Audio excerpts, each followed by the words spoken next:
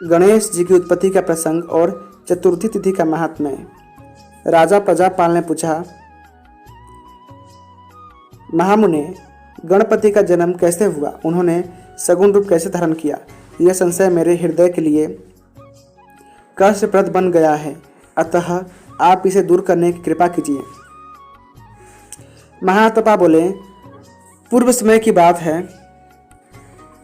संपूर्ण देवता और तप को ही धन मानने वाले ऐसे गण कार्य आरंभ करते थे और उसमें उन्हें निश्चय सिद्धि प्राप्त हो जाती थी। फिर ऐसी स्थिति आ गई कि अच्छे मार्ग पर चलने वाले लोग विघ्न का सामना करते हुए इसी प्रकार कार्य में सफलता पाने लगे, पर निकृष्ट कार्यशील व्यक्ति की कार्य सिद्धि में कोई विघ्न नहीं आता। तब पितरों सहित संपूर्ण देवताओं के मन में यह चिंता उत्पन्न हुई कि विघ्न तो आसक्त कार्यों में होना चाहिए, अतः इस विषय पर वे परस्पर विचार करने लगे। इस प्रकार मंत्रणा करते करते उन देवताओं के मन में भगवान शंकर के पास चलकर इस गुत्थी को सुलझाने की इच्छा हुई। अतएव कैलाश पहुंचकर उन्होंने परम गुरु शंकर को प्रणाम कर विनयपूर्वक इस प्रकार प्रार्थना की। देवता बोले, हे देवादिदेव, महादेव, शूलपाणी, त्रिलोचन, भगवान, हम देवताओं से भिन्न असुरों के कार्य में ही विघ्न उपस्थित करना आपके लिए उचित है, हमारे कार्यों में नहीं।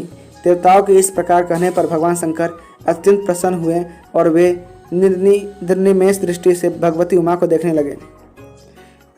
देवता भी वहीं थे। पार्वती की ओर देखते हुए वे मन ही मन सोचने लगे, अरे इस आकाश का कोई स्वरूप क्यों नहीं दिखता? पृथ्वी, जल, तेज और वायु की मूर्ति तो चक्षु गोचर होती है, किंतु आकाश की मूर्ति क्यों नहीं दिखती? ऐसा सोचकर ज्ञान शक्ति के भंडार परम पुरुष भगवान रुद्र हंस पड़े। आकाश की मूर्ति न देखकर शंभु ने जो हंस दिया, इसका अभिप्राय था बहुत पहले ब्रह्मा जी के मुख से वे सुन चुके थे कि शरीरधारी व्यक्तियों की ही मूर्ति होती है। आकाश के शरीरधारी न होने के कारण इसकी मूर्ति असंभव है। फिर तो उन परम ब्रह्म रुद्र के द्वारा पृथ्वी, जल, तेज और वायु, इन चारों के सहयोग से यह एक अद्भुत कार्य संभव हो गया। अभी हंसी बंद भी नहीं हुई थी, इतने में एक परम तेजस्वी कुमार प्रकट हो गया। उसका मुख तेज से चमक रहा था। उस तेज से दिशाएं चमकने लगी। भगवान शिव के सभी गुण उसमें सन्निहित थे। ऐसा जान पड़ता था मानो साक्षात दूसरे रुद्र ही हों। वह कुमार एक महान आत्मा था। वह प्रकट होकर अपनी सस्मित दृष्टि, अद्भुत कांति, दीप्त मूर्ति तथा रूप के कारण देवताओं के मन को मोहित कर रहा था। उसका रूप बड़ा ही आकर्षक था। भगवती उमा उसे निर्निमेष दृष्टि से देखने लगी। यह अद्भुत कार्य देखकर तथा स्त्री का स्वभाव चंचल होता है, संभवतः उमा की आंखें भी उस अनुपम सुंदर बालक पर मुग्ध हो गई है। और यह मानकर भगवान रुद्र के मन में क्रोध का आविर्भाव हो गया। अतः उन परम प्रभु ने गणेश जी को श्राप दे दिया, कुमार, तुम्हारा मुख हाथी के मुख जैसा और पीठ लंबा होगा। सर्प ही तुम्हारे यज्ञोपवीत का काम देंगे। यह नितांत सत्य है। इस प्रकार गणेश जी को श्राप देने पर भी भगवान शंकर का रोष शांत नहीं हुआ। उनका शरीर क्रोध से कांप रहा था। वे उठकर खड़े हो गए। त्रिशूलधारी रुद्र का शरीर जैसे जैसे हिलता, वैसे वैसे उनके श्री विग्रह के रोम ऊपर से तेजोमय जल निकलकर बाहर गिरने लगा। उससे दूसरे अनेक विनायक उत्पन्न हो गए। उन सभी के मुख हाथी के मुख जैसे थे तथा उनके शरीर की आभा काले खैर वृक्ष या अंजन के समान थी। वे हाथों में अनेक प्रकार के अस्त्र शस्त्र लिए हुए थे। अब देवता व्यग्र मन से सोचने लगे, अरे यह क्या हो गया? एक ही बालक ऐसा अतुलित महान कार्य कर रहा है। हम देवताओं की अभिलाषा अनायास ही पूरी हो गई, पर इसके चारों ओर ये वैसे ही गण कहाँ से आ पहुँचे? उस समय उन विनायकों के कारण देवताओं की चिंता अत्यधिक बढ़ गई। पृथ्वी में क्षोभ उत्पन्न हो गया। तब चार मुखों से सुहा पाने वाले ब्रह्मा जी अनुपम विमान पर विराजमान होकर आकाश में आए और यूँ कहा, देवताओं, तुम लोग धन्य हो। यह तुम सभी तीन नेत्र वाले अद्भुत रूपधारी भगवान रुद्र के कृपा पात्र हो। साथ ही तुमने असुरों के कार्य में विघ्न उत्पन्न करने वाले गणेश जी को प्रणाम करने का सौभाग्य प्राप्त किया है। उनसे इस प्रकार कहने के पश्चात ब्रह्मा जी ने भगवान रुद्र से कहा, विभो, आपके मुख से प्रकट हुआ जो यह बालक है, इसे ही आप इन विनायकों का स्वामी बना दें। ये शेष दूसरे विनायक इनके अनुगामी अनुचर बनकर रहेंगे। प्रभु, साथ ही मेरी प्रार्थना है कि आपके बल प्रभाव से आकाश को भी शरीरधारी बनकर पृथ्वी आदि चारों महाभूतों में रहने का सुअवसर मिल जाए। इससे एक ही आकाश अनेक प्रकार से व्यवस्थित हो सकता है। इस प्रकार भगवान रुद्र और ब्रह्मा जी बातें कर ही रहे थे कि विनायक वहां से चले गए।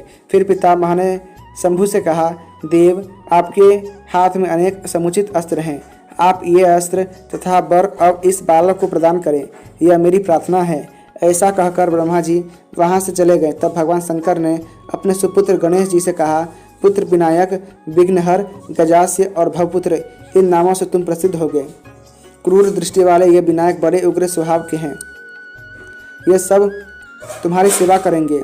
प्रकृष्ट, यज्ञ, दान आदि शुभ कार्य के प्रभाव से शक्तिशाली बनकर ये कार्यों में सिद्धि प्रदान करेंगे। देवताओं, यज्ञों तथा अन्य कार्यों में भी सबसे श्रेष्ठ स्थान तुम्हें प्राप्त होगा। सर्वप्रथम पूजा पाने का अधिकार तुम्हारा है। यदि ऐसा न हुआ तो तुम्हारे द्वारा उस कार्य की सफलता बाधित होगी। महाराज, जब ये बातें समाप्त हो गई तो भगवान शंकर ने देवताओं के साथ जल पूर्ण स्वर्ण कलशों के विभिन्न तीर्थों के जल से उन गणेश जी का अभिषेक किया। राजन, इस प्रकार जल से अभिषिक्त होकर विनायकों के स्वामी भगवान गणेश की अद्भुत शोभा होने लगी। उन्हें अभिषिक्त देखकर सभी देवता भगवान शंकर के सामने ही उनकी इस प्रकार स्तुति करने लगे। देवता बोले, गजानन, आप गणों के स्वामी हैं। आपका एक नाम विनायक है। आप प्रचंड पराक्रमी हैं।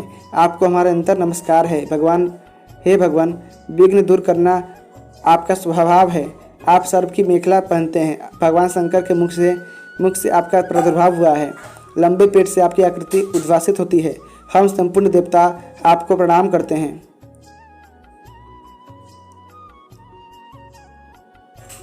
आप हमारे सभी विघ्न चिता के लिए शांत कर दें। राजन, जब इस प्रकार भगवान रुद्र ने महान पुरुष श्री गणेश जी का अभिषेक कर दिया और देवताओं द्वारा उनकी स्तुति संपन्न हो गई, तब वे भगवती पार्वती के पुत्र के रूप में शोभा पाने लगे। गणाध्यक्ष गणेश जी की जन्म एवं अभिषेक आदि सारी क्रियाएं चतुर्थी तिथि के दिन ही संपन्न हुई थी। अतएव सभी से यह तिथि समस्त तिथियों में परम श्रेष्ठ स्थान को प्राप्त हुई।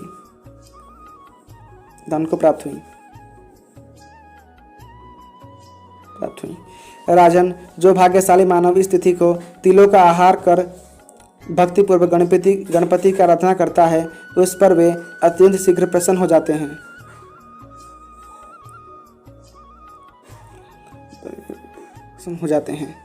इसमें कोई संशय नहीं है। महाराज, जो व्यक्ति इस स्तोत्र का पठन अथवा श्रवण करता है, उसके पास विघ्न कभी नहीं फटकते और न उसके पास लेश मात्र पाप ही शेष रह जाता है।